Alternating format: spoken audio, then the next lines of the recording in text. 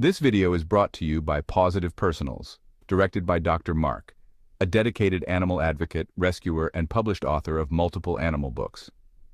With years of experience as an investigative journalist and a former deputy sheriff, Dr. Mark is committed to shedding light on important animal welfare issues. Today, he invites you to take meaningful steps to help stop the heartbreaking cycle of animal euthanasia in shelters across the country. Instead of turning to social media, where change is often limited, this guide will help you focus your efforts where they count, on real actions that save lives. Let's work together to make a difference for animals who deserve a second chance. In the United States, it's estimated that around 50,000 to 80,000 animals are euthanized each month in shelters, amounting to approximately 600,000 to 1 million animals per year. Let's never forget these are innocent animals through no fault of their own are killed because we as a society allows this to happen.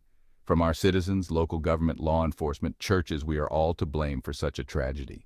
And do we seem to care? No. These figures can fluctuate based on factors like shelter policies, adoption rates, local legislation, and community involvement in spay-neuter programs, regions with higher euthanasia rates. Euthanasia rates are generally higher in the southern United States, especially in states like Texas, California, North Carolina, Florida, and Georgia. Factors contributing to this include overcrowded shelters due to larger stray populations, partially attributed to warmer climates that allow animals to breed year-round. Fewer low-cost spay-neuter programs, which leads to more unwanted animals being brought into shelters. Less funding for animal welfare programs, which limits resources for adoption, fostering, and outreach programs. Inconsistent animal welfare laws and lack of enforcement of animal protection policies.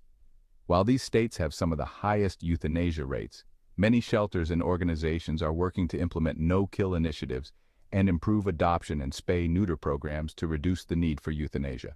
How animals find themselves in shelters.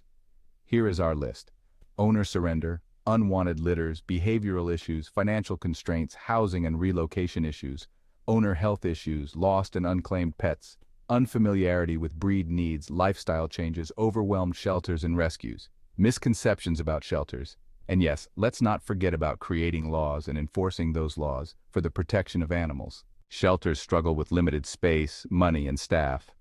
The sheer volume of animals are overwhelming, resources are often stretched thin, the challenges are immense. This leads to heartbreaking decisions. With limited options, shelters sometimes have to make the tough choice of euthanizing animals to make room for new arrivals. It's a decision no one wants to make, but it's a harsh reality. Euthanasia becomes a last resort. We can change this. By addressing the root causes and working together, we can create a future where no healthy, adoptable animal has to be put down. We can reduce euthanasia and give these animals a fighting chance. Adoption is a powerful way to save lives. When you adopt, you not only give a pet a second chance, but you also make space for another animal in need. We need to understand the problem. Overcrowding and lack of resources are symptoms of larger issues such as overpopulation and insufficient community support. Education and awareness are key to making lasting changes. Overcrowding is a major issue. When shelters are full, it becomes difficult to provide adequate care and attention to each animal. This can lead to stress, illness, and a lower chance of adoption. So is a lack of resources. Shelters often operate on tight budgets, relying on donations and volunteers to keep going. Without enough food, medical supplies, and other essentials, the quality of care suffers. Shelters often lack funding for proper care, medical treatment, and adoption programs. This means that many animals don't get the medical attention they need or the exposure to potential adopters that could lead to a new home. This is where we come in. As a community, we have the power to make a difference by volunteering, donating, and advocating for better policies. We can support our local shelters and the animals they care for. We can make a difference. Every small action counts, whether it's spending a few hours a week, helping out at a shelter, fostering an animal in need, or simply spreading the word about the importance of adoption. We can be the voice for these animals. Advocacy and education are crucial. By raising awareness and pushing for change, we can help create a society that values and protects its animals. We can fight for their right to a loving home. Together, we can ensure that every animal has the chance to experience the love and security of a forever family. Let's work together to make this vision a reality. Knowledge is power. When it comes to making a difference in the lives of animals, understanding the facts and figures is crucial. We need to understand the situation in our own communities. This means getting a clear picture of how local shelters operate and the challenges they face. Start by researching your local shelters. Visit their websites, read their mission statements, and understand their goals. What are their intake and euthanasia rates? These numbers can tell you a lot about the shelter's capacity and the urgency of their needs. What are their biggest challenges? Is it overcrowding, lack of funding, or perhaps a shortage of volunteers? Identifying these issues is the first step in addressing them. This information will help you target your efforts. Whether you're looking to volunteer, donate, or advocate, knowing where the need is greatest will make your contributions more effective. Next, look into your local animal welfare laws. Are there breed-specific regulations? These laws can have a significant impact on how shelters operate and the types of animals they can accept. What are the leash laws and licensing requirements? These regulations are essential for maintaining public safety and ensuring responsible pet ownership. Understanding these laws helps you advocate for better policies. If you know the rules, you can work to change them if they're not in the best interest of the animals. You can find this information online or by contacting your local animal control or humane society. They are valuable resources for understanding the legal landscape. Many shelters also publish annual reports with this data. These reports can provide a wealth of information about the shelter's operations, successes, and areas needing improvement. Don't be afraid to ask questions. Shelter staff and volunteers are usually more than willing to share information and insights.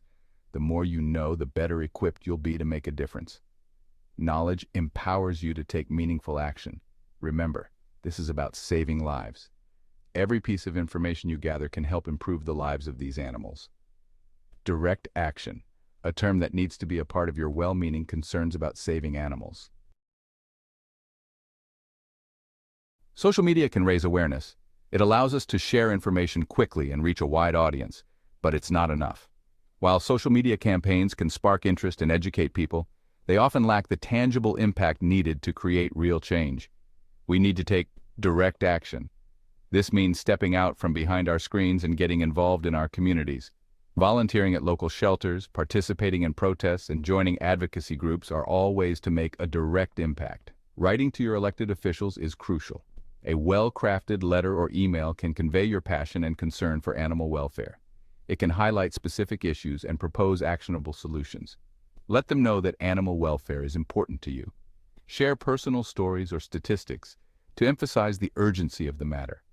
Your voice can influence their decisions and encourage them to prioritize animal welfare in their policies. Urge them to support policies that reduce euthanasia rates.